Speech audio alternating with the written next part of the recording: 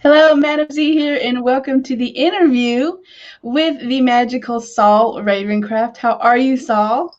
I am wonderful, Madam Z. So glad to have this time with you. We're so glad to have you, especially for the awesome event that's coming up. Oh, I'm The so Witches excited. Gathering. So excited. You have no What, idea. what thrills me the most about this is that you are demonstrating what a magical lifestyle is all about. Taking circumstances and deciding that they don't have to apply to you, Right. and to work in harmony with what's going on to manifest something that you want. I think this is not only going to be a fun event, it's an example of living the magical life. Correct. It is. And a witch needs to move with the times and move with the circumstances and know how to work your magic when things aren't in alignment, when things aren't given to Right. you, step by step by step. The universe is going to throw you, a curveball, and you're like, how do I switch? How do I change? How do I do magic on the fly? So Hmm. I'm so excited that this is happening, and this is exactly what happened. Originally, we were going to have it in New Orleans, just 13 Yeah. people, and so this huge thing happened, and then the name that shall not be named. So we had to shift it to online, which makes it a wonderful opportunity for us to bring presenters like you who wouldn't have been able to hang out with us in New Orleans because Right. of the money, the time constraints, you can only bring 13 people into different types of tours. So this is an opportunity to not only bring witches from around the world in front of you, but also for you to actually make connections with other witches and I'm to so grace us excited. with your presence. So Yes. we're so excited to have you. Well, and it's interesting in our modern world. I mean, we don't have to hide as much as we used to. Mhm. The Inquisition isn't coming after us as in the olden days. But yet, even though society is clearly connecting more with magical thinking, it's becoming a lot more prevalent. You walk through a military graveyard and you see pinnacles on some of the graves. You Yes. know, it's getting better and better and better.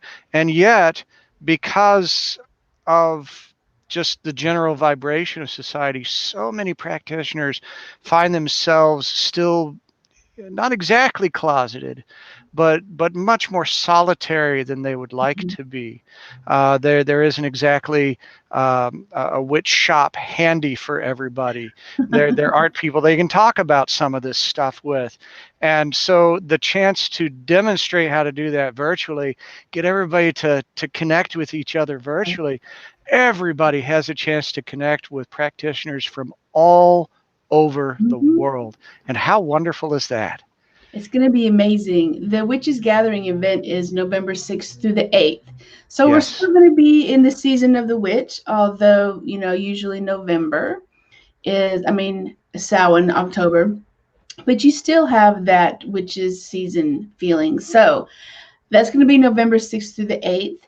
So we're so excited to bring lots of different practitioners to you. We're going to bring the witchy party to you. Yes. You don't have to go anywhere. You can, hang out in your pajamas and your favorite magical brew, hang out with Saul, and he's going to teach us some amazing stuff. So we welcome you to the Witches Gallery November 6th through the 8th. But Saul, I wanted to talk to you because you are new to a lot of my clients, and we're having witches gathering from all over the world, not just here in Austin, because Saul is in Austin with me. So tell us a little bit about your path and how you came about being this magical witch. Well, it's funny because I actually got involved in all this to prove that it wasn't true. The And I joke's ended on up you again, going right, Saul? way down the rabbit hole. So careful what you wish for. No, I Yeah. was raised in a very skeptical household. I was always interested in the paranormal and psychic phenomena and cryptozoology and all those things. But they were things that they were fun ideas, but certainly not something that you should take seriously. And I was my peer group was very skeptical about that sort of thing, and I was following down that path. And I was doing research. I think it was for writing Mhm. something, and I actually began to get into witch lore and deeper into some of the paranormal ideas.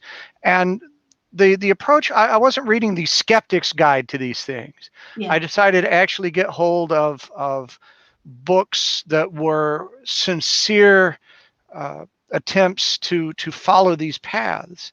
And the first one that I tinkered with was numerology, and I Mhm. played around with the numbers, and I went, huh, that's interesting, because it didn't do what I was told. It Yeah. wasn't that everything could fit anybody. All right, there were specific things. I looked into astrology. I tinkered with tarot, but I started to open myself to it, to let them speak instead of trying to analyze them. Mhm. I started to tinker with the ideas of uh, ritual and uh, different techniques, candle magic and spell casting and all of those kinds of things.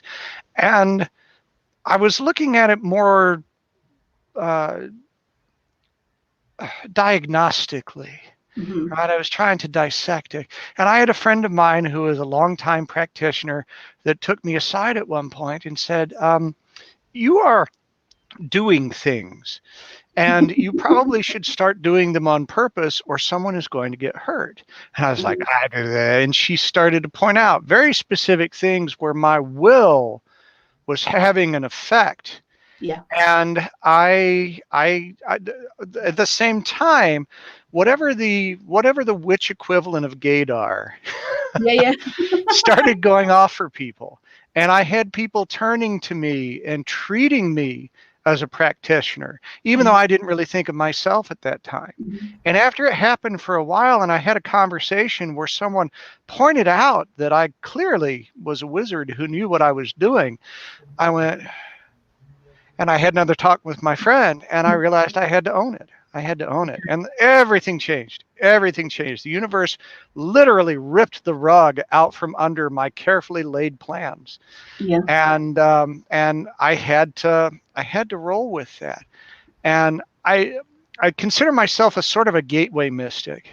I am Mhm. that guy that in a fair, all the people that are deeply embedded, they'll walk right past me and go see you, Yeah. right? They'll, Yeah. but I'm that one that people come up to and they go, "Can I ask you a question?" Mhm. Exactly. And they're new to things. They're afraid of looking foolish, Mhm. and yet something is pulling on them. Mhm. And I always have these wonderful conversations that help them to understand that no, everybody's path is different, Right. everybody's experience is different, everybody's gifts are different. Mhm. But this aspect of the universe is available to all of us Correct. if we will. And where should I start? Wherever you are. Wherever you're Where at, should I go? wherever Where you want where you to. want to, right? Yeah. And so it makes me kind of interesting because I'm a little too woo woo for some of my skeptical friends. Yeah. Some of them won't play with me anymore, Yeah. and I'm a little bit too irreverent for some of my witchy friends, Mhm. because I mean, quite frankly, some of our community can get a little ridiculous sometimes, Yeah. Oh yeah. We and we can. have to laugh. Sometimes we have to point and laugh. Yeah. Um, No point. Um, The but magic I comes. love connecting with people that are emerging into this because it's so nice to take a fresh head Correct. and help them to understand that they don't need someone's permission to That's the biggest thing, I manifest. think. Yeah. Yeah, Permission. yeah. But I love the idea, though, that you want to really kind of put the scientific spin almost behind magic. Well, science and magic are related. Back in Shakespeare's time, okay, the quote: "There are more things in heaven and earth, Horatio, than are dreamt of in your philosophy." Mm-hmm. The word philosophy is meant to talk about science. Correct. That is the phrase that they used. Natural philosophy was science, Mm-hmm. but magic and equation were linked together in the thinkers of the time. Mm-hmm. Sir Isaac Newton dabbled in alchemy. Yeah. Dr. John Dee, who did wonderful things for cartography and many other elements of what we consider to be modern scientific thinking, Mm-hmm. was also the one that brought us the Enochian language and Mm-hmm. magic. And if you go to podcasts that talk about John Dee, some of them will quietly apologize that he was so weird. Uh, Yeah. Well, but, that's but that's that's the cool thing about here is that we can be as weird as we want to at this gathering. No one's and we draw lines now that didn't used to be drawn, yeah. and the science will explain to you certain tools that are very useful to you, and the lore and the connection that we make fills in the human parts. Mm-hmm. Yeah, and I think we're missing that, especially now that we can't gather in ritual, in circles, in workshops. I think we're missing that human connection Right, and that friendship, especially witches who are solitaire and living in a small community and don't have a pagan shop or a pagan right. community. They're Gotta missing. Amazon your herbs. I know. Remember? Do you remember pre-Amazon? I'm so dating myself, Yeah, oh but yeah, I remember it, but I much preferred now. how do we survive without Amazon? Six Right? to 8 weeks. Exactly. We had to go down to our, little pagan shop if we had one, and we had to, hope that they had it in stock. If they didn't have it in stock, we had to find something else to substitute for it, or we had Or to go flip out through and get that it. thick Llewellyn catalog that they'd send Oh you. my God, I know. Send in your check. Oh yeah, I remember that. That was a long time. Checks. What is a check? People don't even know what checks are. Oh, I know. So I'm excited about the gathering because not only do you get to hang out with, seasoned practitioners like Saul, you get to make lifelong connections and friendships with other witches that you would never have been able to connect with. So Yes. that was one of my goals, was to bring practitioners in front of people who would never have the opportunity to learn from these wonderful, witches, but also bring in a sense of community because Samhain is our time. I mean, witches are busy from now until like December, January, right? So Right. we're the people who don't have rituals or gatherings or festivals. We're just kind of like, we're just really kind of down in the dumps about it. Right. Right. Well, and I love that what you're doing with this event is you're pushing the envelope. I've attended various kinds of online gatherings. They're mostly at most this Mm-hmm. little two-headed conversation going on while people get to type in the chat. And while there is a level of connection, it's still disconnected. Correct. And you're being bold. You're pushing what the technology can do, and I think we have to do that, and accept the possibility of a little imperfection for achieving higher goals. And you are really working toward that opportunity for someone to not just come in and look, to not just watch it on TV, but to really engage. Yep. And I think everybody that desires to will be able to lead this event with a handful of new metaphysical friends, Mm-hmm. occult friends, witchy friends that Mm-hmm. they can reach out to and expand their dimensions with. And you're Exactly. just not going to get that by watching a series of talking heads. No, you're not. Because it's going to be an immersive experience. You're going to Hmm. have time to hang out with Saul in his, dedicated room, ask questions, be in front of the room instead of, hanging out in the back room at a convention, trying to push your way up to the front, right? And trying to get that couple seconds. You're going to get to hang out with Saul. You're going to get to have deep conversations. You're going to, be able to pick his brain one-on-one kind of thing, right? The So, one thing I'm gonna miss is when someone comes in and surprises you with a beverage. oh, I We know. don't have a way to do that online, but No. that's all right. When we meet in person, it'll happen. We should have like a virtual buy Saul a Starbucks gift card.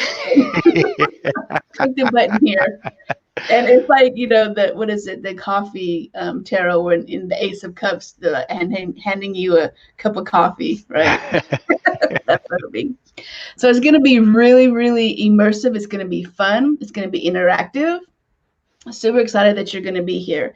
So, but I do want to ask you a kind of a serious question, because we Sure, joke around a lot and, we try to keep magic fun. It's not serious all the time. absolutely, absolutely. What is your favorite kind of magic that you like to do? So I think for me, the most wonderful thing is manifesting. Uh, Ideas of like the law of attraction that Mm-hmm. some people come into, but it's like baby conjuring, Yeah, yeah. right? It leads you into the idea, but that understanding. I mean, right now during COVID, a lot of my anticipated plans just all fell down one after the other. I Yep. was in the middle of the third week of Sherwood Forest Fair, Yeah. and I was doing the the my intuition show, and I was doing my spirit show, Mm-hmm. and the and suddenly it was all gone. And then the Mm-hmm. fair I went to in East Texas in May, it went away.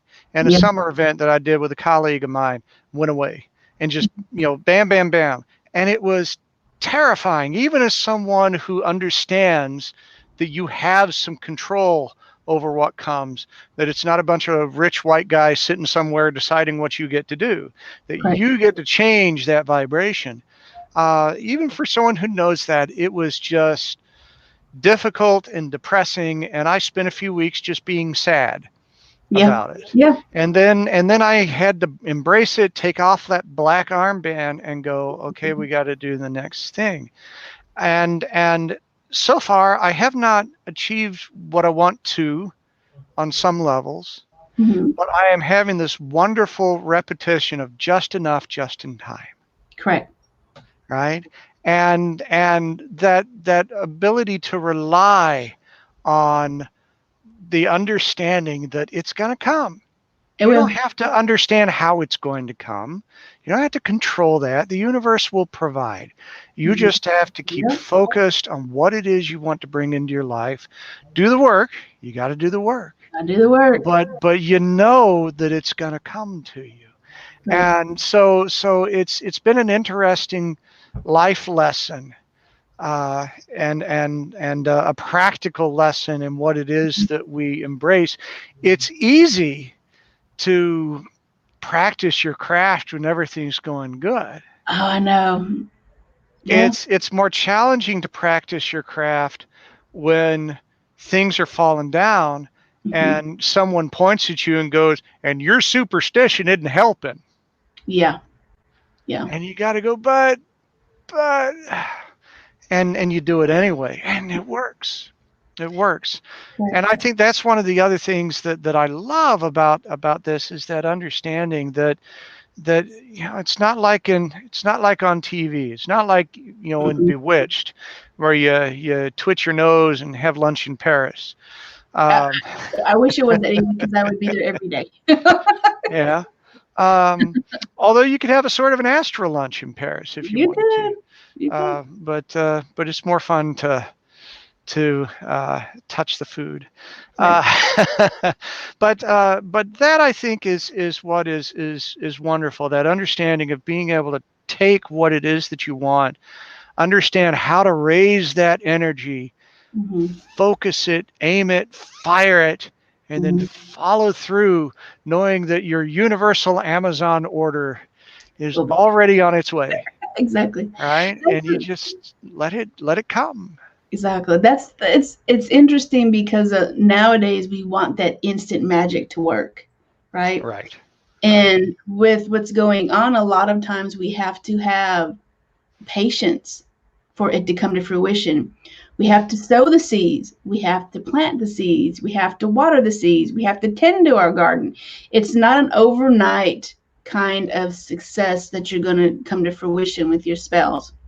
Right. And Right. we have to have the lesson of patience and understanding and trust that the universe, the God, goddess, source, whoever you relate to, um, has a plan. They're listening, but in the time that is right for us. Um, Right. And I think along with that, we have to be willing to let go of things. mhm, Yeah, okay, you need the car, so let the car come. Why be picky about what color it is? correct.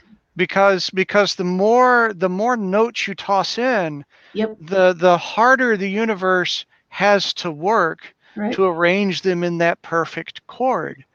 And Correct. and something that was right around the corner from you push off for years because you want to micromanage it. And not only say Mm, what you want, but how it needs to be delivered and what color it's going to be and all of those things when and the universe will obey the universe will work with you on that if you make those stipulations and go, mhm. oh, okay, sure, we can change that up. Yeah, that's a custom job though. Yeah, exactly. That's on back order. And if we could let go of some of our need to control it Yeah, and be much more connected with that idea of, for my greatest good. correct. Whatever it's supposed to be. I Yeah. find a lot of that is true when you're doing spell work for love, when you want to bring in a partner. People get so bogged down on the details that are Right.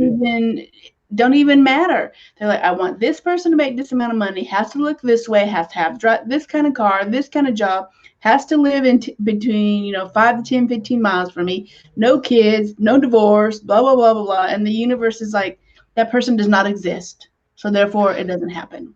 Well, and they always leave out things like, I want someone who will love me and Correct. honor me and respect me and walk beside me on my path, Hmm. because that's what you really need. Correct. Who cares what his hair is? Exactly.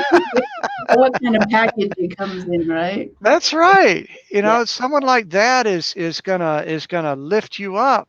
And if you're willing to do the same work for them, you both become powerful Mhm. and Right. unstoppable together. Right. Who doesn't want that? I know, right? Yeah. Manifest that after that kind of relationship. Abs, you can make abs. I know, right? You can just what is it? Spray paint them on or whatever it is. Yeah, get one of those outfits. That's Yeah, no. right. Yeah. So the another reason why I'm so excited about this is you talked a little bit about this, about how things just kind of didn't work out the way you wanted it to work out as far as COVID and what happened. And Right. I hear a lot of my clients say this too, and a lot of my other witchy people that I hang out with, that they're just not feeling their magic anymore, or they feel that the gods or goddesses aren't listening to them, or they're Mm-hmm. not present anymore. They're just abandoned them. They're feeling like they don't have that hive mind anymore to get them excited about their Mm-hmm. magic. Mm-hmm. But this event will exactly do that for you. We're going Oh to yeah. catapult you into being powerful magicians, sorceresses. Again, getting excited about your magic. There is nothing like a hive mind of witches. You can just feed off each other. The energy is amazing. Sure. So I'm so excited that that you're gonna be a part of this. As long as Um, they're not arguing over the rules. there are no rules. And if you try to make Right. rules, the only rule is we'll kick you Right. out if you try to make rules. Yes. Love it. There are Love no it. rules. We're inherently rule breakers anyways, though, aren't we? Should be. As witches. Better be. I know. Better be. So tell us a little bit about the workshop that you're going to be doing for us. Oh, yes, I'm very excited about this. So it is practical chiromancy. And I play with 2 or 3 titles, but the idea is practical chiromancy, palm reading techniques that you can use right now. Mm-hmm. Now, if you want to get deep into palm reading and look at all of the lore, all the different ways that people have used it, there are great big thick books that will Yeah. lead you into every possible line and crinkle and 7 different ways to interpret that. And I'm interested in all of that, but a lot of that for what I do is a little impractical Mm-hmm. because most people are not looking for a magic trick Yeah. when you look at their palm. They're looking for practical information that they can use. Yeah. And I would say that the majority of my palm reading only goes down to a certain level in the technique, and the rest comes from my intuition. Mm-hmm. And so there are a few elements looking at palms Mm-hmm. that I feel are very, very practical, Mm-hmm. very easy for someone to absorb, and can get you working with it right away. Correct. We're going to look at the elemental hand shapes, something that you can see casually by looking at Mm-hmm. someone's hand. Mm-hmm. And it's interesting that when you identify that elemental shape with them and start to treat them like someone who works with that element, that you're able to deal with them completely differently. Yeah. We're going to talk about proportions and information we can get from the fingers Mm-hmm. because you can tell things about people. Someone who is a very self driven, ambitious kind of person, someone who is a very uncomfortable communicator, Mm-hmm. someone who is driven more practically or more spiritually. The fingers will reveal some of that. And Mm-hmm. again, if you interact with that person with the understanding that those are their qualities, you can shift things around. If someone is struggles with communication, saying, Yeah. "Well, you got to communicate," that doesn't help. Yeah. Exactly. They need help, right? Yeah. They need you to meet them halfway, and recognizing that quality will help you to be more compassionate and more productive with them. And then we'll hit the major lines, the heart line, the head line, the lifeline, because everybody wants to know that. And and put you in a position where you could go to a party or a gathering Mm-hmm. and look at a few people's hands and tell them something because everyone's fascinated about that. And ways that you can casually use that as you look at someone to give you clues about how to interact with them, ways that you might try to communicate with them and persuade them what you should and should not ask for them. And people that want to go deeper down that information, certainly happy to talk, but the very high level practical side, it's like what we were talking about with spellcraft. Yeah. Once you do a little bit of the basics, Yeah. not it's not fancy, Yeah. you find out that often it's enough to do almost everything. Yeah. You have to have the basics down for sure. And Yeah. I've loved palmistry. I wish I could dive deeper into it. I find it fascinating because it's interesting for me because I have a horrible name. I mean, remembering people's names. Mm-hmm. I remember a face, but I will remember everybody's hand that I have ever met. Interesting. You could, yeah, it's very interesting. So I'm like, I need to learn more about palmistry. You should see their name written across the palm of their hand when you Yeah, meet them. and it's Engrave it there. correct. And the reason why I find, and you'll talk about this too in the workshop, because you can look at someone's hand very slight, and you'll get a whole kind of reading on them. So you know how to deal with your boss, to deal with Mm-hmm. your significant other, to deal with your siblings or your children, or how to get them to move into the direction that you want them to move in, according to what style their hand is, right? Right. Well, it's So always about harmonies, finding yeah, those harmonic vibrations between you and someone else.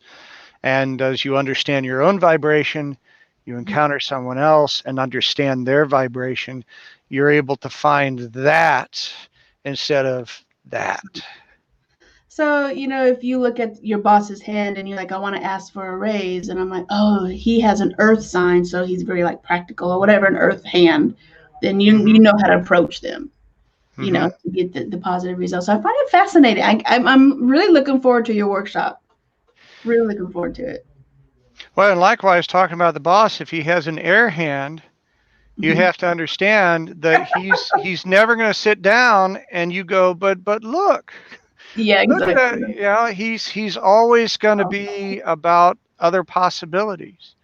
correct. He, but that's not a bad quality, No, you just have to know how to appeal to him. Appeal to him. right? So Right. we look forward to your class. Oh, me too. Come hang out with Saul. He's going to teach us all about palmistry. He's going to have his own little VIP room so you can hang out with him, ask questions, and I'm sure you're going to be selling all kinds of cool stuff in there, talking about stuff and doing some readings. Where is the best way for people to contact you, get a hold of you? Probably the best way is going to be through my Facebook page, Okay. which is Texas Mojo Man. And that's Mm-hmm. easy to find. That's where I deal with the occult and metaphysical side of what I do. I also am an entertainer. I like to share bizarre lore and the strange and odd and unusual people with people. But not everybody there knows how to deal with this part of me. So we got two rooms. Yeah. But reach out, Texas Mojo Man, in Facebook and TexasMojoMan.com, and all are welcome. Awesome. So I know I asked you this question, and you're just like, I don't know who I'm crushing on, but I always ask people, who are you crushing on now, as far as magically or professionally, or a writer, a podcaster, a YouTuber, who you really are drawn to now that you just love to veg on? Well, I gain a lot of strength through fiction. Hmm. My favorite authors, magical authors, are Terry Pratchett, Jim Hmm. Butcher, the Dresden Files, uh, Hmm. and Neil Gaiman is Hmm. also someone who is Hmm. just extraordinary and how and what all of these authors do incredibly well is they create a universe that you can completely step into Yep. and completely escape into, and it doesn't have to explain itself. It just is what it is, and there magic flourishes and it's unquestionable, Correct. and it fires up my imagination. Imagination is honestly the most powerful tool of a Yeah. witch. The ability to see things as they can be, not just as they are. And so I would say that probably Neil Gaiman I'm digging on right now because I'm reading a few things from him Him. that I really enjoy. But those are the ones I'm definitely interested in. A lot of the more serious sharing that Hmm. different practitioners are doing, but I like that ability to roam free Correct. in a world of pure imagination, if you will, uh, and Yeah. to to incorporate that perspective into my own thinking about what can be. It's awesome. I just finished one of his books about something graveyard or something. The Graveyard Book. Yeah, with the That's a little boy. wonderful Yeah. story. I read that to my daughter one time when she was just a little too young for it. Mm-hmm. And I didn't find out until later that I had been giving her bad dreams. Oh. She forgave me for it. But she seemed to be enjoying the story, so I didn't realize that it was having another effect. But oh, yes, it's a wonderful book. And I love the way that he doesn't tell you everything. Mm-hmm. He leaves a few things not fully explained. We don't know who the organization is.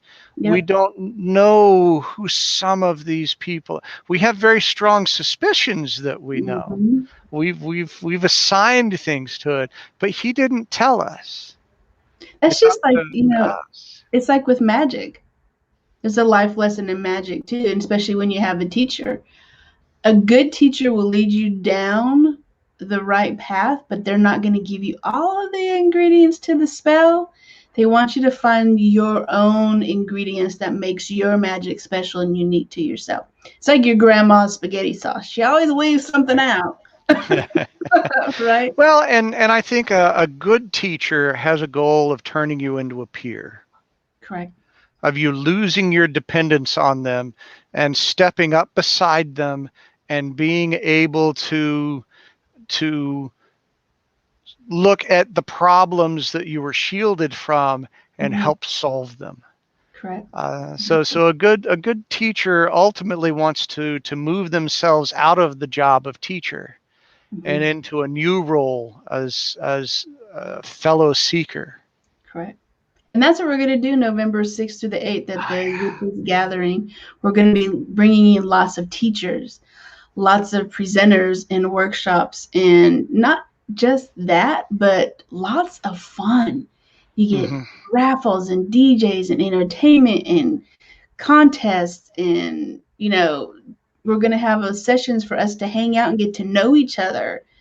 And I call it the cauldron or the common room. And Yes. so we're going to have all kinds of opportunities just hang out and talk about magic and esoteric and occult studies and weird stuff and books that you're like, oh man, I gotta go check that book out. I never heard about that. you know Yeah. so we get to be together, and I think that's what we're really missing. So I'm so glad you're going to be here with us, Saul.